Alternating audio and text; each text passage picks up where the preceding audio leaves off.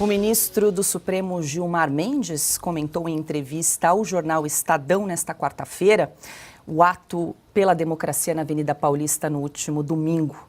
Para Gilmar Mendes, o ex-presidente Jair Bolsonaro convocou a manifestação com o objetivo de mostrar apoio público. O ministro disse ainda que as declarações de Jair Bolsonaro sobre a minuta do suposto estado de sítio que seria decretado em 2022 parecem uma confissão de que ele sabia da existência do documento. A frase do ministro Gilmar, primeiro é uma entrevista que não há uma frase dita objetiva e direta, é sempre muito, então, parece. Mas a questão é, o ministro deveria dar uma entrevista sobre esse assunto? Juízes deveriam se manifestar fora dos autos? Esse assunto não é por demais delicado para um ministro sugerir que ele estaria quase que antecipando o voto e o entendimento dele. São questões que parecem vindas do século passado, porque a Justiça do Supremo recentemente, os ministros falam com muita frequência em entrevistas, seminários. O Supremo se tornou, inclusive, previsível. Quando tem 9 ministros, quando tem 10 ministros, porque está faltando um para ser nomeado, não é mais o caso, sabe-se que o resultado de qualquer coisa é 8-2. Se tem 11, é 9-2. Ou seja, sabe que os dois indicados do Bolsonaro votam, do ex-presidente Bolsonaro votam de uma maneira, todos os outros votam de outra maneira.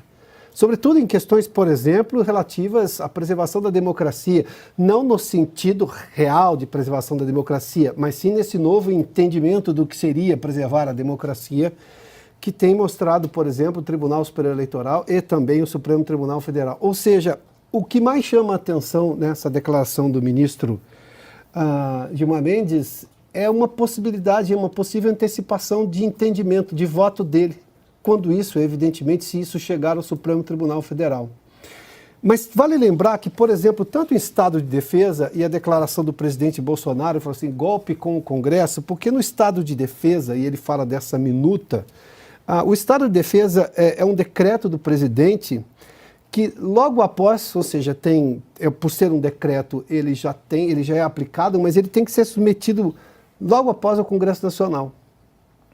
A evolução disso que seria um estado de sítio, aí o presidente consulta os conselhos, são 2 conselhos, depois envia ao Congresso Nacional e só o Congresso Nacional é que decide se pode ou não o estado de sítio.